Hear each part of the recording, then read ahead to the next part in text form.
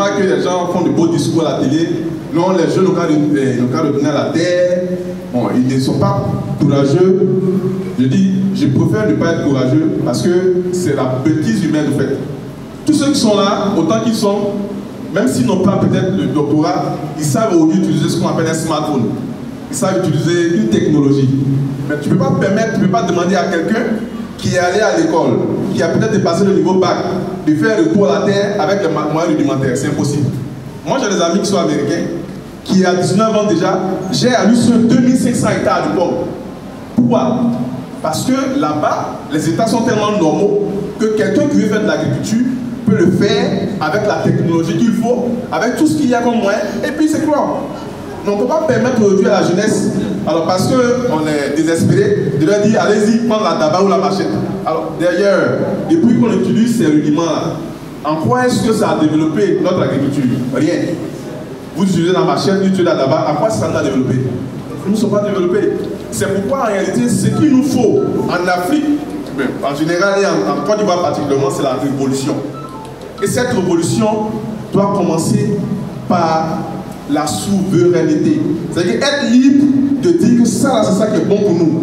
Et de le faire librement selon une méthodologie qu'on a bien faite. Les Ivoiriens ont le sentiment de subir une certaine injustice dans leur pays. Quand les nationaux décident de réussir dans un secteur d'activité, on a l'impression que le gouvernement trouve cela comme un certain affront au gouvernement. Je donne deux exemples. Lorsque les Ivoiriens ont commencé à percer dans le domaine de la distribution et de la livraison à domicile, on a eu l'impression que le gouvernement a trouvé comme un malin plaisir de surtasser ce domaine-là pour que les petits investisseurs dans ce domaine-là puissent s'en écarter. Et on a vu un certain nombre de grands groupes organisés qui ont commencé à s'accaparer de ce pan de l'économie-là. On a eu également le cas d'Assi Yango. Au début, c'était des jeunes qui avaient contacté des prêts et qui avaient décidé de se lancer dans ce secteur d'activité-là. Quand ça a commencé à marcher, on a eu cette impression-là que le gouvernement de la République de Côte d'Ivoire, peut-être que c'est parce qu'il y avait des Ivoiriens ou des jeunes Ivoiriens qui se débrouillaient dans ce secteur-là, sans doute à cause de la politique ultra-libérale du gouvernement, a mis des taxes, a mis des conditions, qui a fait que les Ivoiriens ont commencé à se désintéresser de ce secteur-là. Et je pense que c'est important.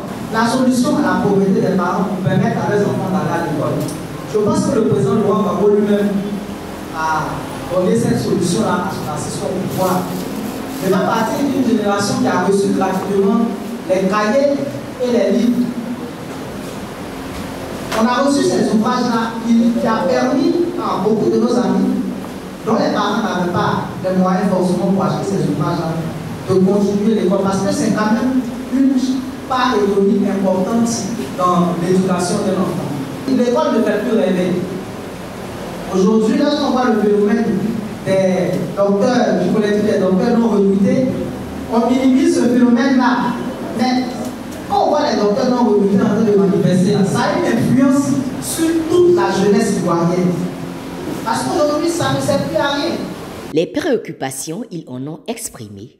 Les jeunes de la commune de Cocody qui ont répondu nombreux à l'invitation du secrétaire national technique en charge de la culture, Giovanni Meleg, chef de la délégation de la mission d'écoute des jeunes de Cocody, le jeudi 16 mars 2023 au siège de EDS à la Riviera à Nono. Chômage, broutage, jeu de hasard, éducation, délinquance, immigration clandestine. Autant de sujets qui ont intéressé les participants, heureux de savoir l'intérêt qu'ils ont pour le président Laurent Gbagbo, qui a mandaté des délégations pour les écouter. Au niveau de l'Assemblée nationale, les élections ne sont pas transparentes.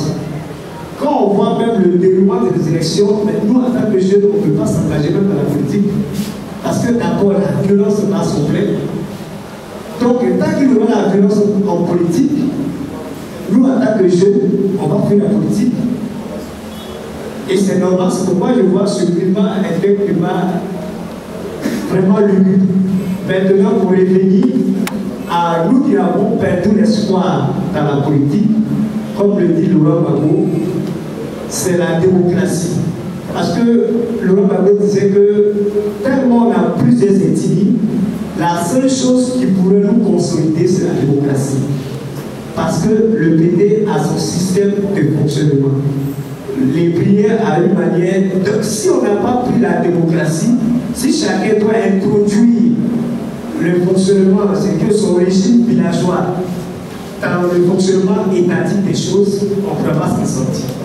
Donc il faut vraiment que l'appareil judiciaire ne soit pas au centre d'un individu. La CEI, par exemple, doit être dans l'organisation des élections, doit être un arbitre et non un partisan. Au terme de cette rencontre, le secrétaire national technique en charge de la culture, Giovanni Milledge, qui, pour la circonstance, avait à ses côtés le vice-président Étienne Mponon, la secrétaire nationale technique en charge des relations avec les organisations non gouvernementales Simone Daté, Oraga Olivier, du Bureau national de la Ligue des jeunes et le fédéral de Cocody Carlos Gapa, nous fait le résumé de ces échanges. Il ressort sur chaque thématique plusieurs problèmes qui ont été évoqués. Ce que nous constatons avec plaisir, c'est que les jeunes de Cocody n'ont pas seulement fait l'état des lieux et critiqué des situations, ils ont aussi fait de nombreuses propositions que nous souhaitons qui seront prises en compte par le président du parti, son Excellence, le président Laurent Gbagbo, qui sont très enrichissants et qui pourront permettre de pouvoir avoir des idées claires, des projets clairs pour la jeunesse de notre pays. Il y avait le thème de l'éducation, de la crise de l'emploi, il y avait l'immigration clandestine, il y avait les questions liées à l'inadéquation entre l'emploi et l'éducation. Il y avait tous ces thèmes-là qui ont été évoqués. Tous les jeunes, d'abord je les invite pour le 31 mars à la place Figayo et pour le 1er avril aux échanges avec le président Laurent Gbagbo. Je voudrais juste leur dire que Gbagbo est là, donc l'espoir est revenu. Et nous n'avons pas le droit de désespérer, parce que quand l'espoir est là, forcément, il y aura un soleil qui va illuminer notre existence. Les missions d'écoute des jeunes de Côte d'Ivoire ont pris fin le 19 mars dernier. Ainsi, tous les jeunes de l'Est, de l'Ouest, du Nord, du Sud et du Centre ont été entendus. Rendez-vous est pris le 1er avril prochain au Palais de la Culture de Treichville pour la grande messe avec le président Laurent Gbagbo.